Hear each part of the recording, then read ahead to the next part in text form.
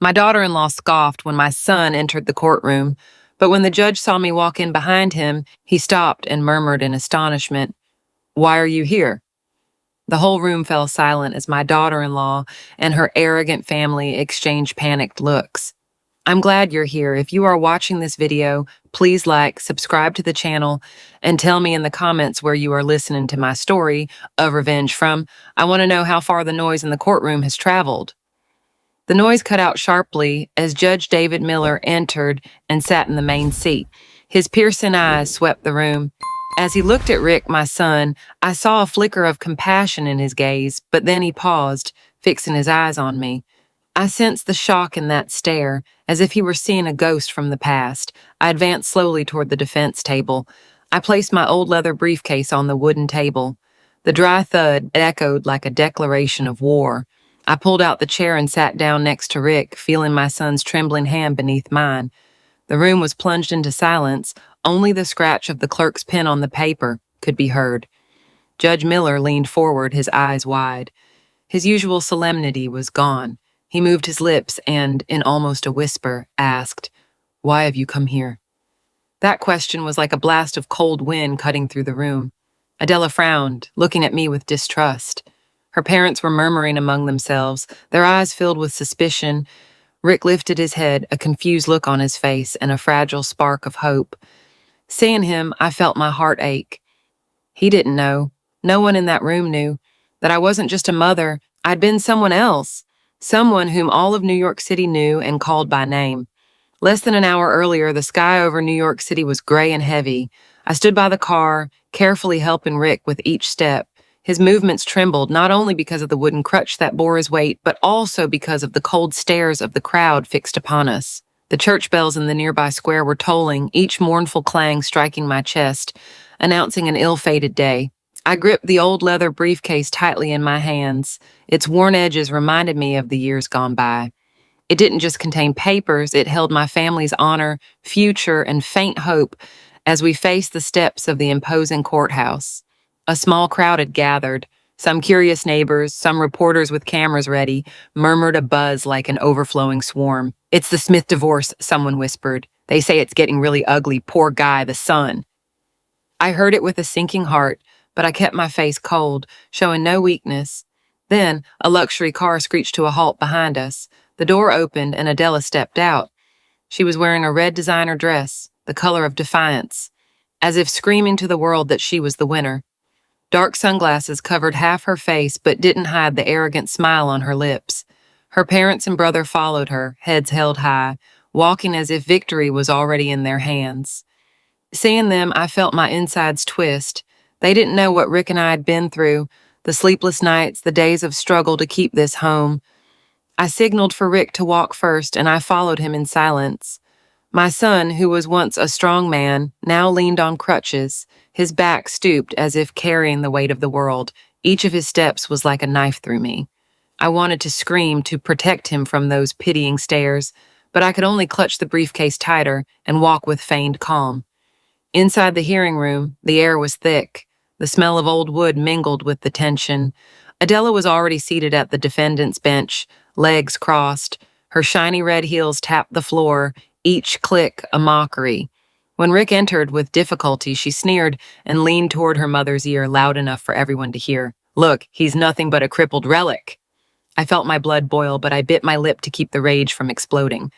Rick lowered his head, his chest heaving. He sat silently in the wooden chair meant for the plaintiff, his hands clutching the crutches as if they were his last support. Seeing my son like that broke my heart. He was the child for whom I had sacrificed my whole life, the one who had promised to build us a home where no one could throw us out. And now he was there, humiliated by the very woman who claimed to love him. Adela's lawyer, Julia Reynolds, stood up and placed a thick stack of papers on the table. Her arrogant voice echoed through the room. "We will prove that my client's husband, Rick Smith, is no longer capable of fulfilling his duties as a husband and father." Every word was like a hammer blow to my chest. I wanted to stand up, to shout that they were lying, that Rick was still a worthy father and man, even if his legs were no longer healthy. But I kept silent, waiting for my moment. The dense air of the courtroom carried me back to the days of the past. Years ago, when the golden sun still bathed the stone streets, my small family knew days of calm. Our small house, though humble, was always full of laughter. I remember those weekend afternoons when Rick was 7 years old, running in the yard with an old ball in his hand, singing the popular songs I taught him at the top of his lungs. My husband, Mark, was still a family man then, sitting on the porch, smoking, watching his son play with a serene smile, but that peace, I discovered later, was nothing more than a fleeting dream. One night, when the aroma of the chili con carne I had prepared still floated in the kitchen, Mark put down his knife and fork with an icy stare. "Carol, I'm leaving," he said in a monotone voice, as if reading an announcement. "I have another life." I stood there, spoon in hand, stunned, as if I'd been slapped. He didn't look at me. He just got up, picked up the suitcase he already had packed, and walked out the door. A gleaming car was waiting for him outside. I could barely make out, under the streetlight, a woman, a wealthy widow who I later learned had stolen the man of my life. Rick, who was 10 years old then, stood paralyzed in the doorway, eyes wide, watching his father's figure disappear. The noise of the receding engine left a silence that shattered my soul. That night, after clearing the table as if nothing had happened, I went into Rick's room. The child was curled up under the covers, his shoulders shaking with choked sobs. I sat next to him, pulled him into my arms, but I didn't cry. I couldn't cry. I told myself I had to be a strong rock for my son to lean on. "Mom, why did Dad leave?" he asked with a broken voice. I just held him tighter and whispered, "I don't know, son, but I promise you and I will always be together." I kept that promise with all my heart. Although every night when he slept, I was left alone in the kitchen, looking at the clean dishes with an ache that pierced me. The following years were a nonstop cycle. In the mornings, I woke up early, prepared Rick's breakfast, and took him to school on my old bicycle. During the day, I worked as an office clerk, my eyes fixed on the keyboard, reviewing numbers, trying to keep my boss from noticing the dark circles from staying up late. While Rick did his homework, I sat at the dining room table, bent over the accounting books of some neighborhood shops. There were nights of heavy rain when Rick and I shared a broken umbrella, walking through flooded streets to get home with our clothes soaked and the cold chilling my bones. I still squeezed my son's hand and smiled at him. "We are stronger than this rain, aren't we?" Rick nodded, and his smile was the only light in those dark days. I never told Rick about the nights I didn't sleep, thinking about his tuition, the rent, or the medicine. Once when he had a fever, I had to travel through pharmacies in the middle of the night with barely a few dollars in my pocket. At the counter, I counted the money one by one, my heart sinking at the thought of having to choose between my son's medicine and the next day's food. But I didn't give up. Every time I looked at Rick, I repeated to myself that I couldn't fall because he was the reason for my existence. The day Rick received his electrical engineering admission letter, I stood still in the kitchen, the paper in my hand, crying uncontrollably. It was the first time in years I had cried tears of happiness. But the joy soon turned to worry. College was not something I could easily afford. In silence, I took my wedding ring out of the old wooden chest. The last memory of a broken marriage was the only thing of value left in the house. I took it to the pawn shop, and watching the owner weigh the ring squeezed my soul. "Ma, you don't have to do that," Rick said when he found out, his eyes red. "I'll get a job." I interrupted him, putting my hand on his shoulder. "You just have to study hard. I want you to do what I never could." Rick hugged me, and for the first time, I felt he was no longer a child who needed my protection. Rick didn't disappoint me. After years of effort and study, he built a 2-story house in the suburbs of New York City. The day he handed me the keys, I stood in front of those new walls and wept. "Mom, I promised you," Rick said, smiling, his voice breaking. "This is our house. No one can throw us out now." I hugged him, feeling in his body the sweat, the tears, and the love he had put into every brick. For the first time in a long time, I felt I had done the right thing by not giving up. When Rick married Adela, I thought my family was finally complete. Adela back then was a sweet girl with a gentle smile like cherry blossoms. At first, she used to join me in the kitchen, cheerful, telling me her plans for the future with Rick. "Ma, I want to have many children, so you can have a big family of grandchildren," she told me once, and I believed her. I thought happiness had finally reached us. I saw how Rick's eyes lit up every time Adela was near, and in silence I thanked God for giving me a daughter-in-law like that. But tragedy arrived like a nightmare. An electrical discharge at the construction site. A fall from the high scaffolding. I got the call at midnight. The trembling voice of the foreman on the phone. "Mrs. Smith, Rick had an accident. Come to the hospital immediately." I ran out of the house, my heart racing, barefoot on the cold streets. Upon arriving, the image of Rick motionless, wrapped in white bandages, was etched into my memory. I stayed there by his side, watching the son who had been the pillar of our family, reduced to a fragile being like a child. "I'm here, Rick," I whispered, squeezing his hand. "Mom is here with you." The following months were a chain of endless days.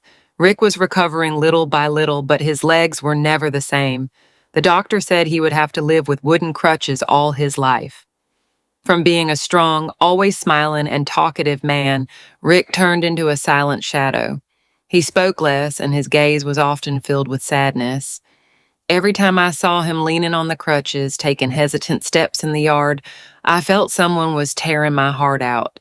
When Rick returned from the hospital, I felt like the whole world had changed.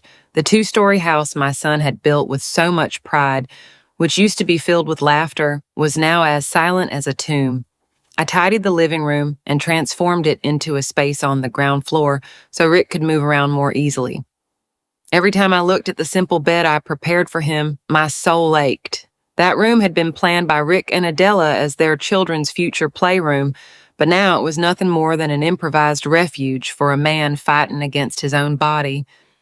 The first few weeks, Adela still pretended to be a devoted wife. She brought him a bowl of hot soup to the room. She carefully served him his medicine. She even smiled when I thanked her. I wanted to believe that she still loved Rick, that she was just trying to adjust to the new situation, but with each passing day, I realized that everything was a facade. Adela's patience ran out at a speed that left me stunned. One morning early, when the first light came through the window, I saw Rick sitting in his wheelchair with an unusual sparkle in his eyes. "Mama, I want to go to the garden today," he said, his voice full of enthusiasm. "I want to breathe some fresh air. Can you call Adela to help me?" I nodded, relieved to see my son finding a small reason for joy. I went to the kitchen where Adela was making coffee, dressed as if she were getting ready to go out. "Adela, Rick wants to go to the garden. Can you help your husband a little, Nizimande?" I asked, trying to keep my voice gentle. She turned around with a frown and an annoyed expression. "Mother-in-law, I have a mountain of things to do," she replied in a cold tone. "Can't he manage on his own for a bit?" Without waiting for my reaction, she slammed the coffee cup hard on the table and rushed out, leaving me standing there motionless. I returned to the room and saw Rick still by the window, his gaze downcast and his hands gripping the edges of the wheelchair. "Mom, it doesn't matter anymore, forget it," he whispered, almost silently. I wanted to run after Adela, yell in her face, but seeing Rick, I could only push his chair toward the garden, forcing a smile to hide the pain that was breaking me inside. Family meals, which used to be the warmest time of the day, now became a difficult deal. I made an effort to cook the dishes Rick liked the most, like hamburgers or apple pie, hoping to bring back a little joy. But Adela sat there, ate barely a bite, and then put down her cutlery, murmuring that she had no appetite.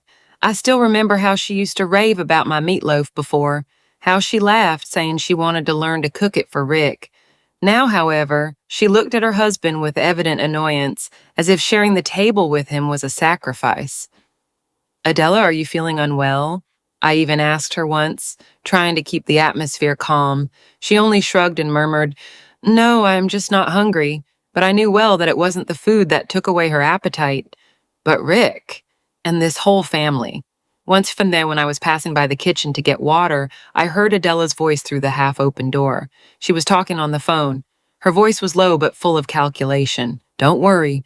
With the house split in half, we'll have enough capital to start over."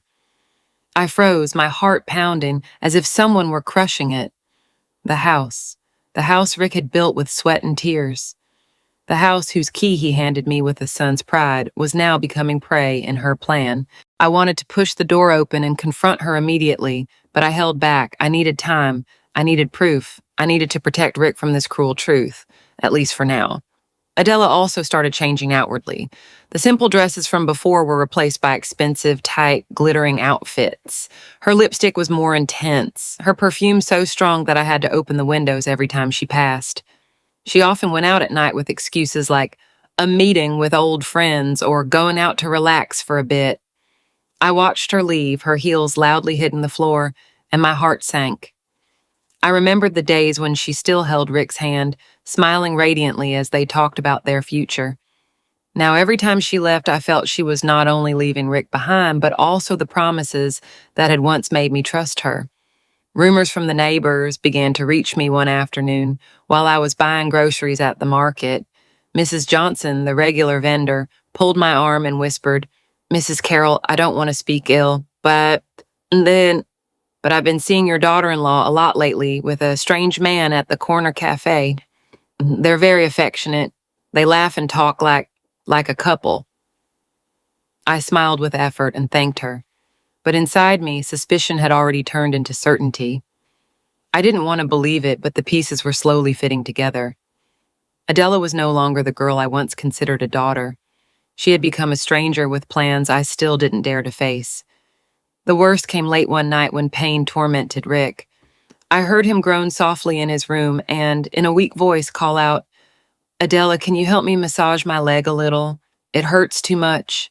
I stood outside the door, waiting for a tender gesture from my daughter-in-law, but Adela roughly pushed Rick's hand away, her voice as sharp as a knife. "I'm not your nurse. If you need care, hire someone to attend to you." I stood there, my hand gripping the doorknob, feeling as if a dagger was plunging into my chest. Rick was silent. He didn't answer, but I knew those words had hurt him deeply. The house that was once brimming with laughter now sank into a dense silence. Every night I sat on the porch, listening to the crickets with a broken heart. I thought of the days when Rick was still healthy, when he hugged Adela and said, "Mom, I found the person who will walk with me all my life." I had believed. I had hoped that Adela would bring happiness to my son. But now, the love in her eyes had died, leaving only contempt and calculation. Every time I looked at Rick with his wooden crutches and his empty gaze, I felt I had failed, not only as a mother, but as someone who believed in love and honesty. One gray afternoon, with the sky covered in clouds, I had just put the water pitcher on the table when I heard the door open, along with the clicking of heels on the floor. Adela entered, but she wasn't alone. Beside her was Julia Reynolds, whom I immediately recognized, an old acquaintance from my days in court. Now back with a cold, distant look, Julia wore an impeccable black suit, a briefcase in hand, walking with an air of power that seemed to want to dominate the entire room. I looked at her, and my heart trembled as I remembered the days we sat together in the law office, sharing dreams about justice. Now she was on the other side, not even greeting me, as if I were a stranger. Adela, in a bright blue dress, sat down in the chair without deigning to look at me or Rick. The atmosphere in the kitchen became dense, as if a storm was about to break. Adela pushed a sheaf of papers toward Rick. Her voice was dry, without a hint of emotion. "Sign here. We're getting a divorce. By law, this house has to be divided in half." Those words were like a stab directly to the heart. I looked at Rick. His face, already pale, was now white as chalk, without a drop of color. His hands trembled, clutching the edge of the table as if trying to hold on to the last hope. I put the glass of water on the table and tried to keep my voice calm, though inside rage consumed me. "On what basis do you say this house is a marital asset?" Adela lifted her chin with a face so brazen, I felt like jumping out of my chair. "We are legally married. All assets acquired during the marriage are divided in half. Don't you know the law?" Her words were like a slap, not only to me, but also to the years of sweat and tears Rick had put into building this house. I took a deep breath, contained my anger, and replied with a firm voice, "You are mistaken, Adela. This house is Rick's separate property. It was bought and is in his name before you were married. Legally, you have no right to it." The atmosphere in the room froze. Rick lifted his head, and a flash of hope appeared in his desperate eyes. Julia, sitting next to Adela, intervened with a voice as sharp as a knife. "Mrs. Smith, in New York matrimonial law, there are clauses that allow separate property to be considered a marital asset after several years of cohabitation. You should be careful what you say. I looked her straight in the eye. The one who used to sit with me during tense trials, the one who used to call me Carol with respect. Now she looked at me like an enemy. I answered her word for word. Julia, I know the law better than anyone here. I was once known as the queen of the court in this city. The room fell into absolute silence as Rick looked at me in surprise, with a spark of pride I hadn't seen in him since he left the hospital. But Adela didn't want to stop. She stood up abruptly, shouting in a shrill voice, I don't care who you were. I just want to get rid of this burden. He's already an invalid, and I still have a future ahead of me. Those words fell on Rick like a hammer blow. He sat in silence, his shoulders shaking. His voice was broken. Adela, do you really think that? She looked away without answering, and her silence was crueler than any word. I felt as if my heart were being ripped out. Rick, my son, the pride of my life, was now called a burden by the woman he loved. I wanted to run up to Adela, slap her, scream that she didn't deserve my son's love, but I just stood there, my hands gripping the edge of the chair, fighting not to collapse. Julia stood up and led Adela out of the house, leaving the divorce petition on the table like a scar impossible to erase. The door slammed shut, and Rick and I were wrapped in a deadly silence. I started clearing the dishes, trying to do something to avoid facing the pain that gripped my chest, but my hands trembled so much that I ended up breaking a porcelain bowl. The sound of the glass shattering echoed mournfully, like my heart at that moment. Rick was still sitting, motionless, his gaze empty, fixed on the divorce papers. Mom, he murmured in a weak voice, what did I do for her to change like this? I didn't answer right away. I just sat next to him and put my hand on his shoulder. You didn't do anything wrong, I said, my voice choked. She is the one who is mistaken, not you. But deep down, I knew the truth was even more painful. Adela didn't just want to leave Rick. She wanted to take away everything we had built. This house where Rick had put his sweat and tears to raise it had now become the target of her cold plan. I thought of those days we walked through flooded streets, of the wedding ring that I sold to support Rick's dream, of his promise to give me a home no one could throw us out of. Now all that was in danger, not because of a stranger, but because of the very person Rick had called his wife. That night, I sat alone on the porch, listening to the insects chirping in the darkness. A cold wind was blowing, but I didn't feel cold. I knew the real storm was just beginning. The days after the divorce papers were put on the table, the air in the house became so heavy, it felt like it was crushing my chest. Every corner of the house, from the wooden table where we used to laugh to the hallway where Rick walked firmly, was now only filled with icy silence. I watched Rick, my son, silently eating his dinner. His hands were slow as he brought small bites to his mouth. He said nothing, he just lowered his head, his thin back projecting a long shadow on the floor as he returned to his room with his crutches.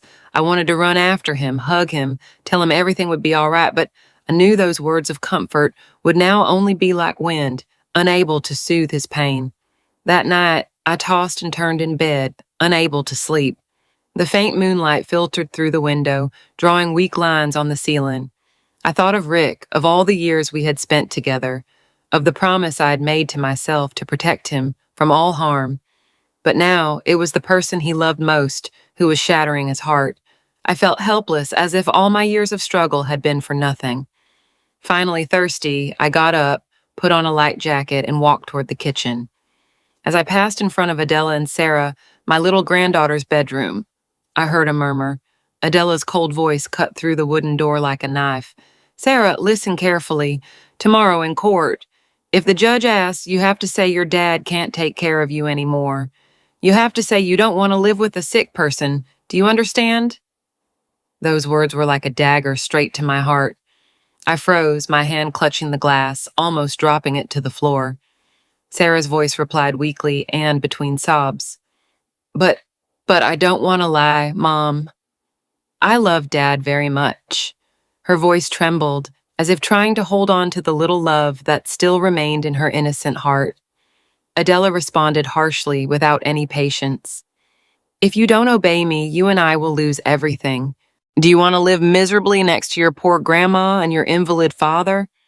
I stood there, my heart pounding, feeling as if someone were crushing my chest. The glass in my hand was shaking.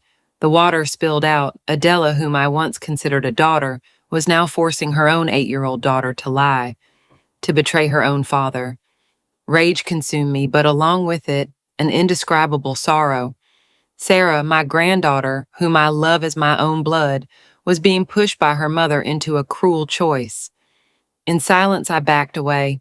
I returned to my room before they could discover me. Sitting on the bed, I covered my face with my hands, trying to contain the tears that welled up. I thought of Rick, how he used to carry Sarah on his shoulders, laughing as she pointed to the stars in the sky. "Grandma, I want to be an astronaut," Sarah had said, her eyes sparkling. Rick hugged her and whispered, "You'll do it, honey. Your dad believes in you." Now Adela wanted to snatch that love away, turn Sarah into a pawn in her plan. I couldn't allow it. I couldn't let my granddaughter grow up with lessons of lies and cruelty. The next morning, as soon as the sun rose, I got up early. I made breakfast as always. Rick was still asleep. His face was drawn, his eyes sunken from sleepless nights. I looked at him through the crack in the door, and pain tore through me. But I knew that day I had to act, not just for Rick, but also for Sarah. I called the girl to the backyard where the orange tree laden with fruit scented the air. Sarah came out with red-rimmed eyes, her blue dress stained, as if she'd been crying all night. I sat on the wooden bench and pulled her to sit next to me. "Honey," I said in a gentle voice, "last night I overheard the conversation between you and your mom. You're very scared, aren't you?" Sarah looked at me, her lips trembling, and suddenly burst into tears, hugging me tightly. "Grandma, I don't want to do that," she sobbed. Her crying broke my heart. "I don't want to leave Dad. I don't want to lie. I just want to be with Dad and you." I hugged her tightly, feeling her small shoulders tremble in my arms. My tears fell silently, but I kept my voice firm. "Don't be afraid, Sarah. Your grandma is here. You won't have to lie to anyone.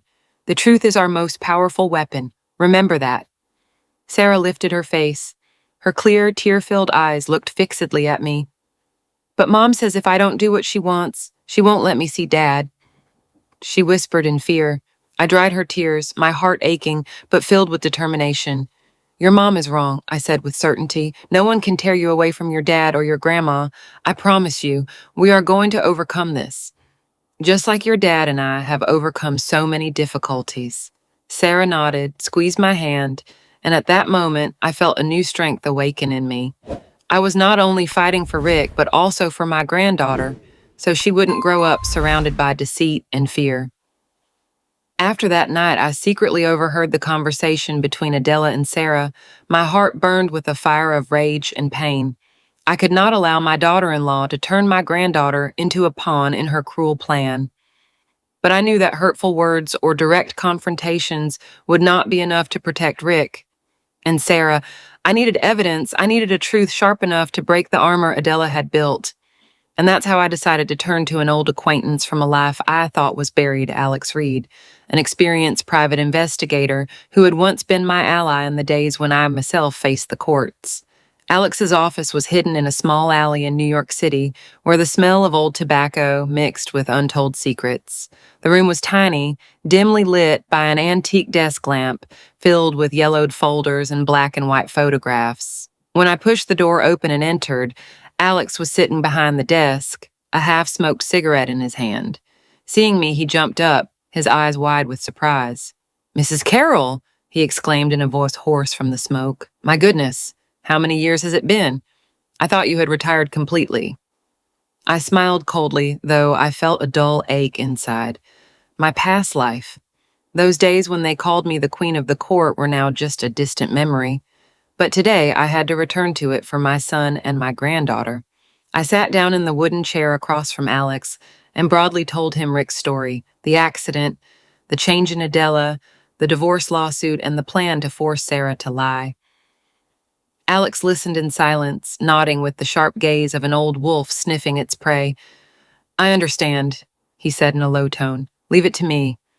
But be prepared, Carol. Sometimes the truth hurts more than suspicion." I nodded firmly, clasping my hands. "I'm ready, Alex. I just need the truth, however painful it may be." A few days later, Alex summoned me to a small, secluded coffee shop in the suburbs.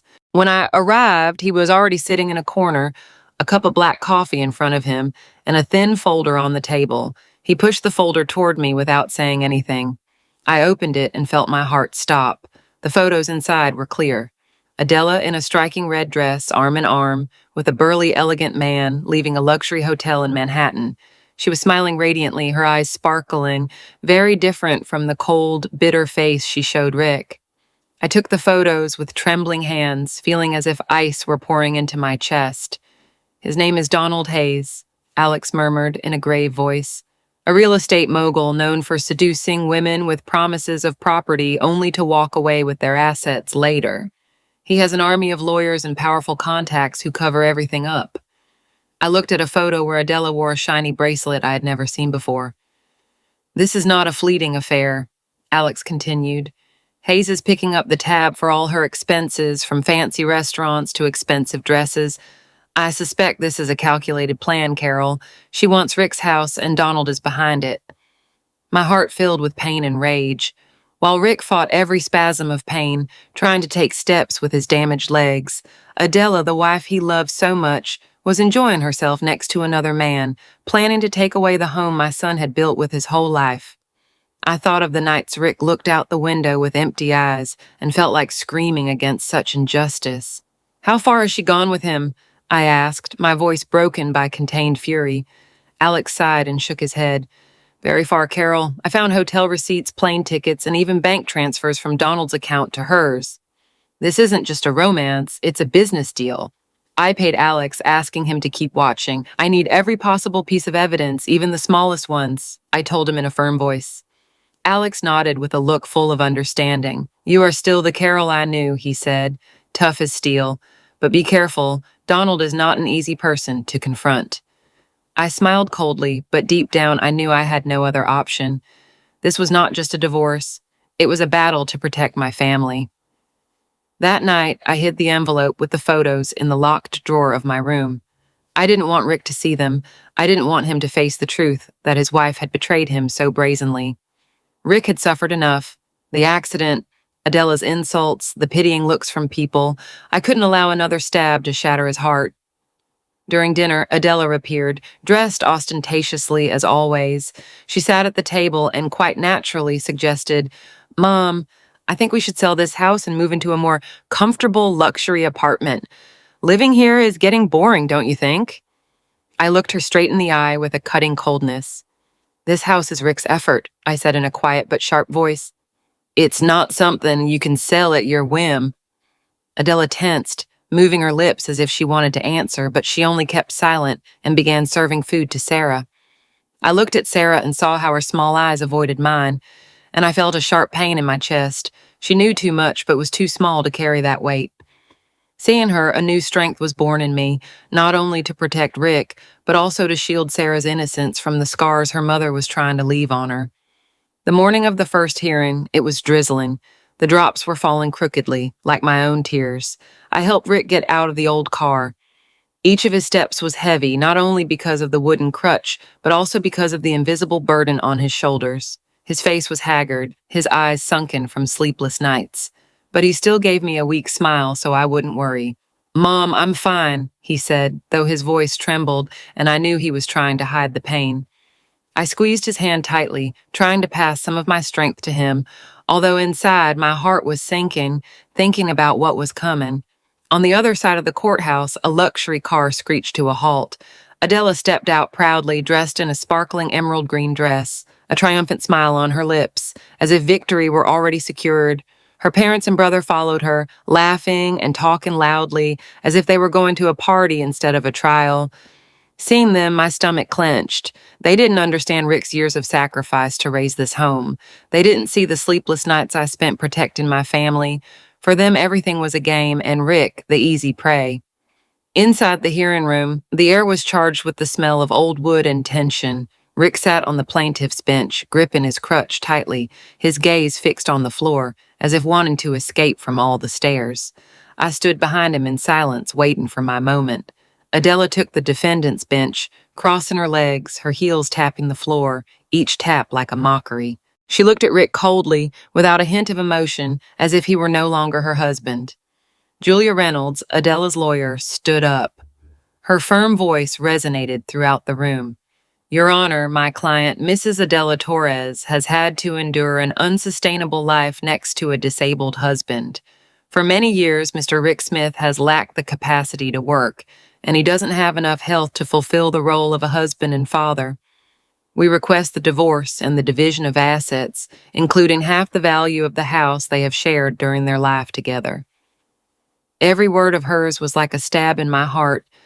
I wanted to stand up, shout that they were twisting the truth, but I held back, gripping the old leather briefcase tightly. Adela nodded, adding a venomous phrase, her voice filled with contempt. He is nothing but a burden. I deserve a better life, not serving someone who is worthless now. Those words were like a direct blow to Rick. He tried to stand up, his hands trembling as they leaned on the crutches. His voice was broken by emotion. I can still take care of my daughter. I'm still Sarah's father. But his throat closed up. Unable to finish the sentence, his face turned red. Sweat ran down his forehead, and I saw his eyes fill with tears, as if all the strength he had left was crumbling. Adela's sarcastic, cruel, and icy laugh burst out. Look at you, Rick. You can't even stand. Who do you think you'll take care of? The entire room murmured. Pitying looks were fixed on my son. I felt my heart breaking. Rick, the son who was once my pride, now humiliated in front of everyone, called useless by the woman who claimed to love him. The scales of justice seemed to tip toward Adela, and I knew that if I didn't act, everything Rick had sacrificed would be lost. At that moment, I stood up, walked calmly toward the defense table. I opened the old leather briefcase. The dry sound of the clasp echoed in the silent room. I placed it on the table. I pulled a chair up next to Rick, feeling my son's astonished gaze. I took a deep breath. Then I stood up. My clear, firm voice resonated.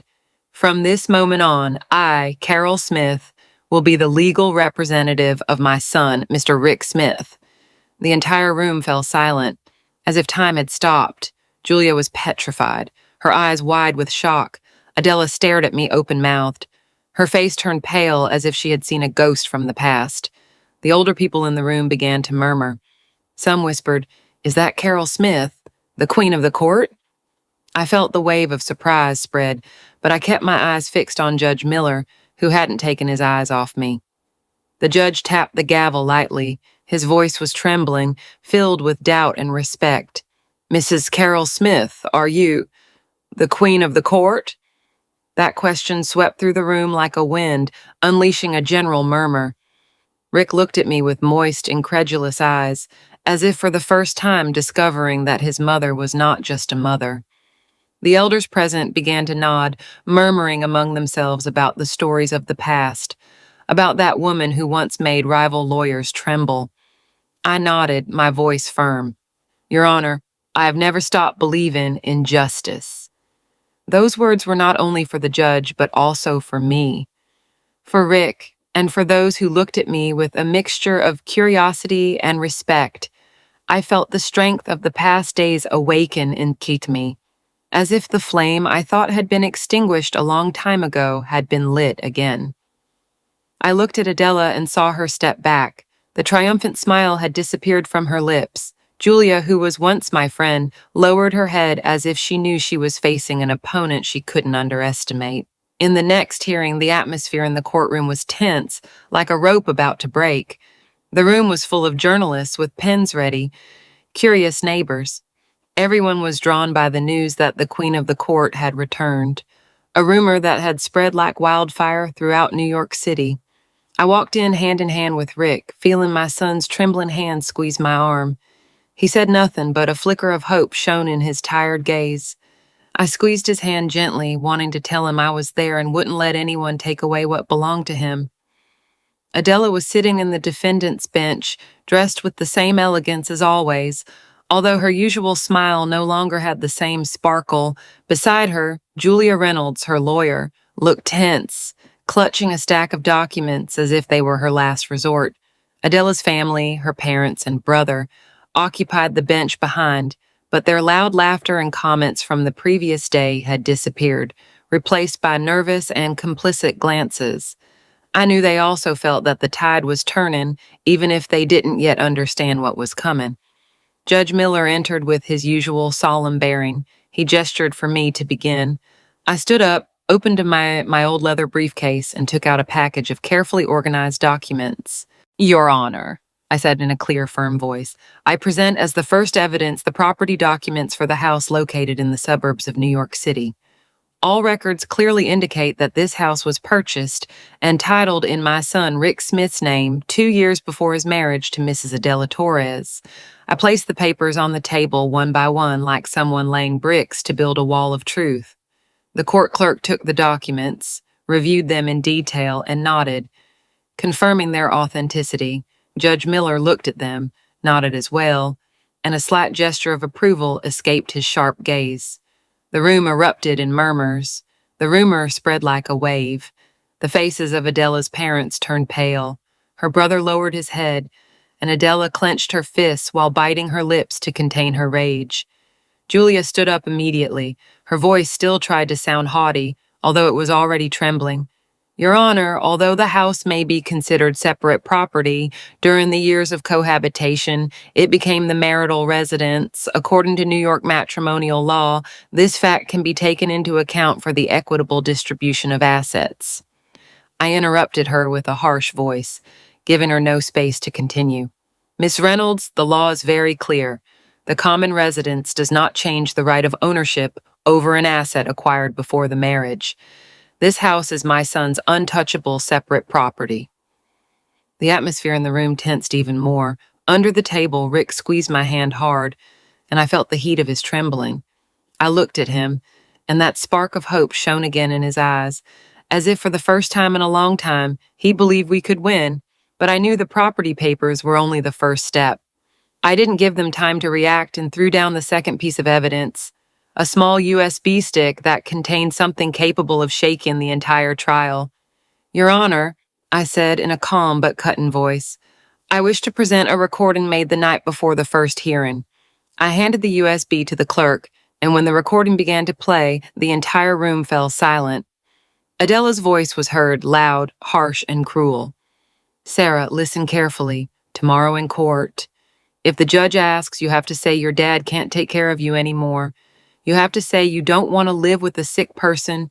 Do you understand? Then Sarah's sob was heard. But I don't want to lie, Mom. I love Dad very much. Then Adela's voice hardened mercilessly. If you don't obey me, we will lose everything. Do you want to live miserably with your poor grandma and your invalid father? The room froze. All eyes between astonishment and indignation fixed on Adela. She stood up abruptly, her eyes wide, screaming, That's false. She invented everything to defame me. But her voice was trembling, and I saw Julia place a hand on her shoulder, asking her to be silent. Judge Miller raised his hand and ordered, I demand order. I want to hear the direct witness. Call the child, Sarah Smith, to the stand. Sarah entered with hesitant steps, her eyes swollen from crying, but clean and clear. Seeing her, my heart broke. She was only 8 years old, and she already had to stand between truth and lie. Adela leaned forward, her voice sweet but laced with pressure. Sarah, tell everyone. You want to be with me, don't you? The entire room held its breath, waiting for her answer. Sarah lifted her tear-stained little face. She looked directly at Judge Miller, and in a clear, decisive voice, though trembling with emotion, said, I love my dad. I'm not going to lie. I want to be with my dad. And my grandma. The room exploded. Whispers and contained applause erupted from all sides. Rick burst into tears, hiding his face in his hands, his thin shoulders shaking. I looked at him and saw that his tears were not of pain, but of the fragile happiness of knowing his daughter still loved him. Adela turned pale and screamed in desperation, The child is being manipulated. That woman brainwashed her. Her shrill voice no longer found an audience. I approached, embraced Sarah's fragile shoulders, and held her against my chest. I looked Adela straight in the eye and said coldly, The truth cannot be manipulated, Adela. And the child chose the truth. Sarah snuggled into me, clutching my clothes with her little hands, as if I were her only refuge.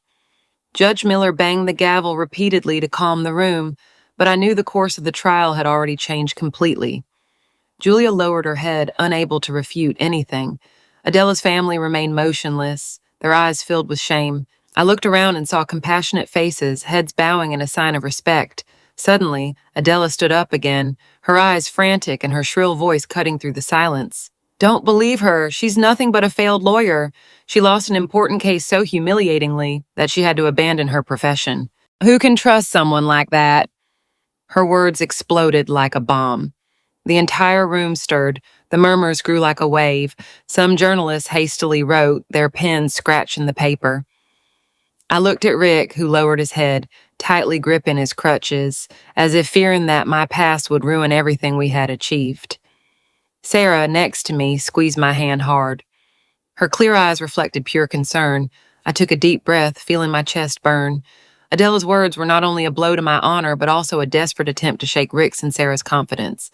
But I was not afraid. I'd faced more venomous insults than that and learned to turn pain into strength.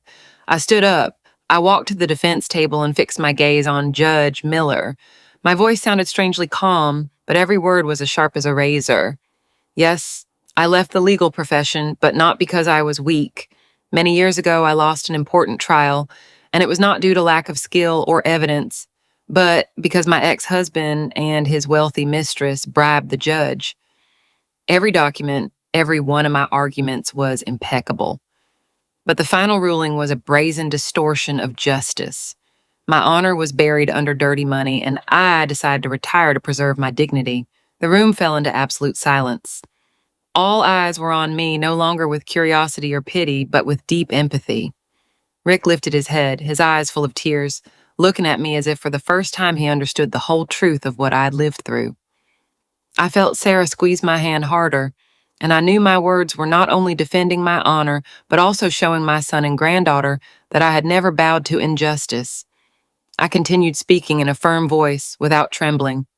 That judge, years later, was investigated and sentenced to prison for multiple bribery charges, and I, since that day, swore I would never again allow justice to be stained.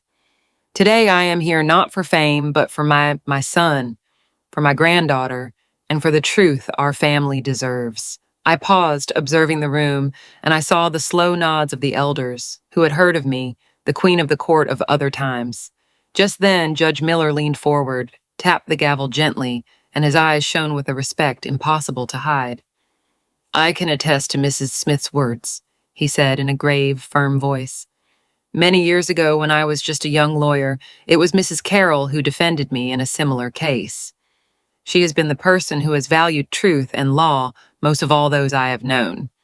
His words swept through the room like a wind, awakening murmurs of admiration. Journalists wrote hastily, and some whispered, "The queen of the court really has returned." I looked at Adela. She was staggering as if about to collapse. Her face was pale, her lips tight, no longer holding the pride from before. Julia, her lawyer, only lowered her head and aimlessly flipped through documents, as if accepting the defeat. Adela's family remained motionless, their eyes full of shame, unable to look me in the face. I turned toward Rick and saw him looking at me, tears silently running down his cheeks. "Mom," he murmured, his voice broken. I put my hand on his shoulder, squeezing gently, as if wanting to tell him not to fall apart. Judge Miller stood up, his voice resonated clearly. "The trial will take a recess. The final verdict will be given at the next hearing."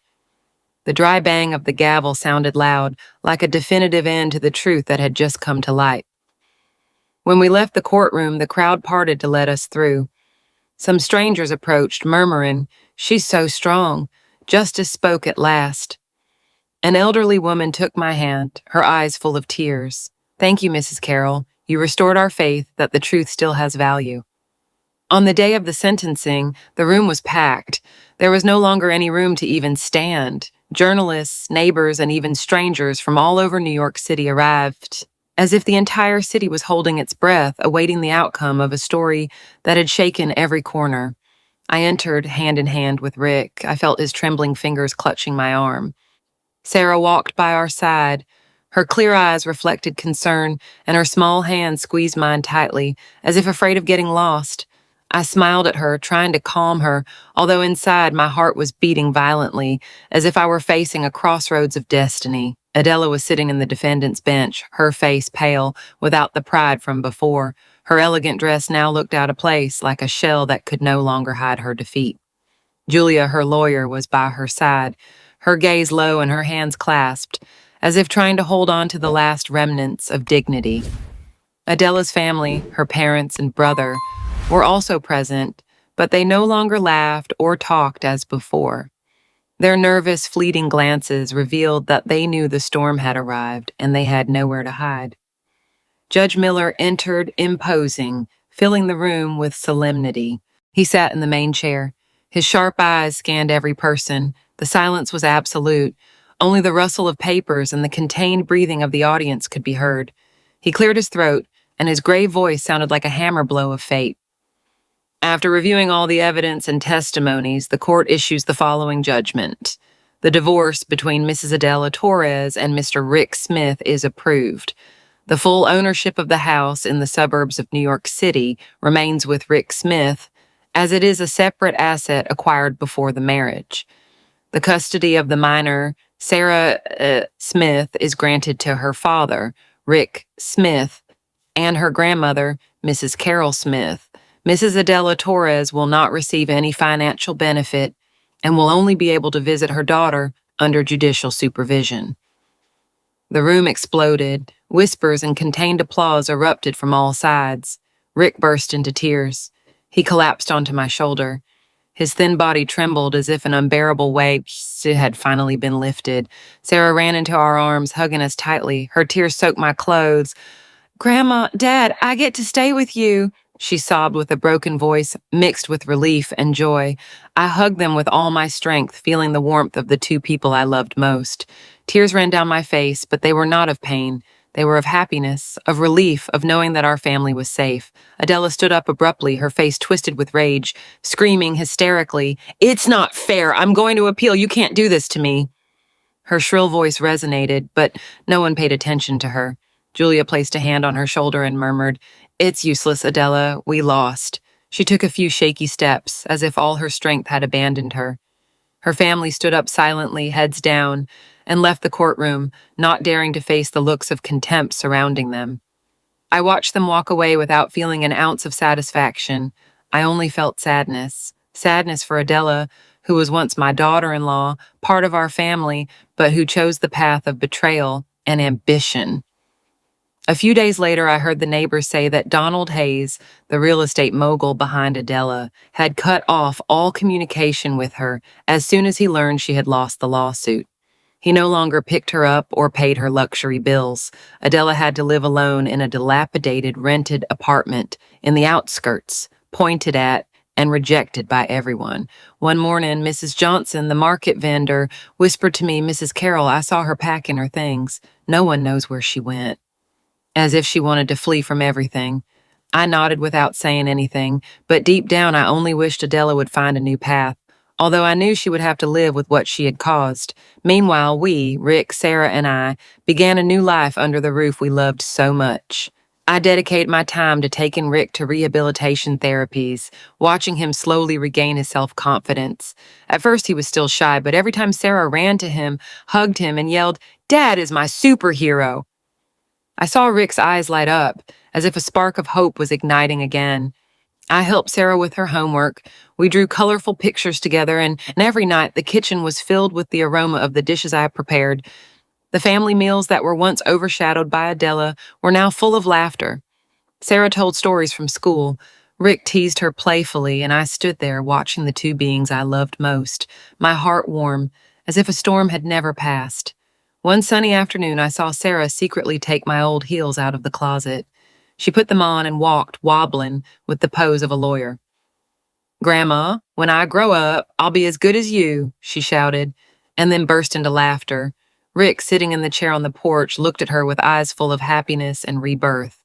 I sat next to my son and granddaughter, gazing at the orange tree laden with fruit in the garden, and whispered, "Justice sometimes sleeps, but it never dies. It only waits for brave hearts to awaken it." Rick took my hand, his voice choked. "Mom, I don't know what I would have done without you." Thank you for everything. I smiled and gently squeezed my son's hand. I only did what any mother would do, I replied, although inside I knew I had done much more. I had fought not only for Rick and Sarah, but also for myself, for the promise I made in the darkest days that I would never allow justice to be trampled upon. The church bells in the nearby square began to toll, but this time the sound was clear, serene, like a blessing for our family. I looked up at the blue sky of New York, with sunbeams shining through the branches of the trees. After the storm, we had found peace. This house, which was once the center of the battle, was now a real home, the place where Rick regained his strength, where Sarah grew up surrounded by love, and where I, Carol Smith, knew I had kept my promise to my son and my granddaughter. I stayed there next to those I loved most, and for the first time in many years, I felt my heart was truly at peace. After everything I've been through, I realized that life can take many things from us: health, confidence, even the relationships that seemed strongest. But there is one thing no one can take away from us: the truth and love. They became the light that guided me, giving me the courage to face betrayal and injustice. I want everyone to understand that in life there will always be moments when we are tested, pushed to the limit, but if we keep the faith and do not bow down to lies, justice will speak in the end. And most importantly, family is the greatest strength to overcome any storm. The story you have just heard has changed names and places to protect the identity of the people involved. We do not tell it to judge, but with the hope that someone will listen and stop to reflect. How many mothers are suffering in silence inside their own homes? I truly wonder, if you were in my place, what would you do?